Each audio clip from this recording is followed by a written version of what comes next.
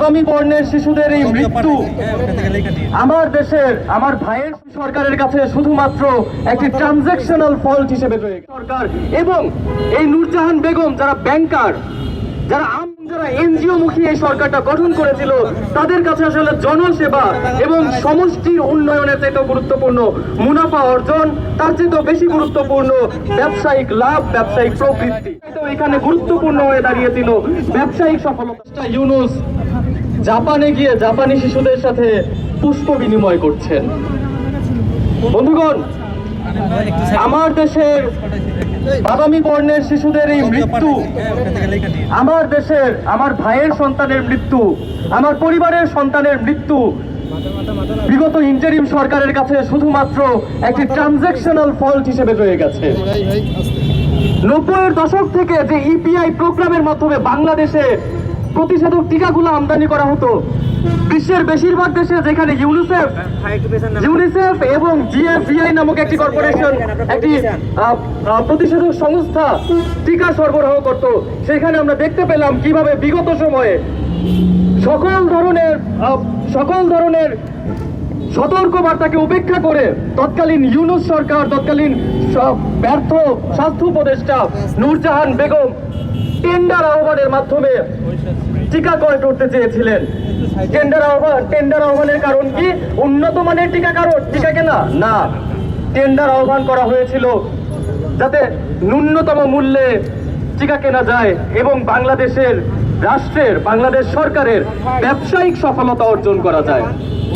জীবনের সফলতা এবং নিরোগ সুস্থ শিশুর জীবনের চাইতেও এখানে গুরুত্বপূর্ণ হয়ে দাঁড়িয়েছিল ব্যবসায়িক সফলতা অর্জন। এবং আমরা জানি এখানকার গ্রামীণ কর্পোরেশন, এখানকার ইউনূস সরকার এবং এই নূরজাহান বেগম যারা ব্যাংকার, যারা আমলা এবং যারা এনজিও মুখী এই সরকারটা গঠন করেছিল, তাদের কাছে আসলে জনসেবা এবং সমষ্টির উন্নয়নের চাইতেও গুরুত্বপূর্ণ মুনাফা অর্জন, তার চেয়েও বেশি গুরুত্বপূর্ণ ব্যবসায়িক লাভ, ব্যবসায়িক প্রবৃত্তি। এবং বিগত সময়ের এই যে প্রজেক্ট, এই যে টেন্ডারবাজি, এই যে একটা সরকারি গাফলতি, যেখানে বাংলাদেশের জনসমষ্টির কথার মূল্যায়ন করা হয় নাই, এবং একই সাথে আমরা যখন অপরাধ করি সেই অপরাধের ফলাফল কি হবে আমরা না জানলে অপরাধটা অনেকাংশে লঘু হয়ে যায়।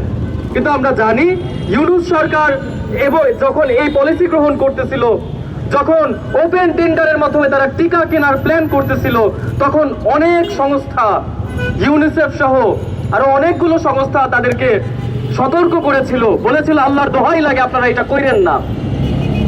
তারা প্রেডিকশন দিয়েছিল যে এরকম একটা কেওটিক, এরকম একটা প্যান্ডেমিক সিচুয়েশন আমরা পড়তে পারি।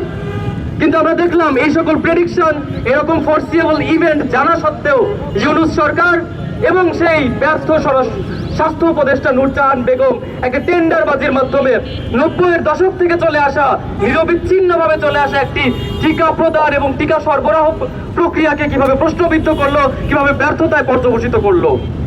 বন্ধুগণ, যেই প্রক্রিয়ার মাধ্যমে বাংলাদেশ থেকে একটা পর্যায়ে হাম প্রায় নির্মূল হতে চলেছিল, যেই প্রক্রিয়ার মাধ্যমে বাংলাদেশ থেকে পোলিও নির্মূল হয়ে যাচ্ছিল, সেই প্রক্রিয়াকে এইভাবে ব্যর্থতায় পর্যবসিত করা এবং এই যে 300-র বেশি শিশু মৃত্যু আমাদের বহন করতে হচ্ছে, বাংলাদেশকে বহন করতে হচ্ছে, বাংলাদেশের মানুষকে বহন করতে হচ্ছে, সেই মৃত্যুর দায় আমাদের বিগত সরকারকে যেমন দিতে হবে এবং তার যথাযথ বিবেচনা, যথাযথ তদন্ত সাপেক্ষ ব্যবস্থা না নেওয়ার জন্য বর্তমান সরকারকেও দিতে হবে।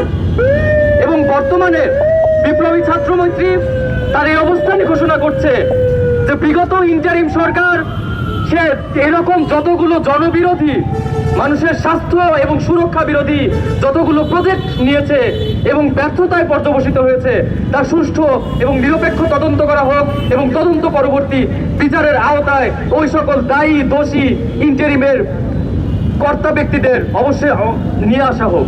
ধন্যবাদ।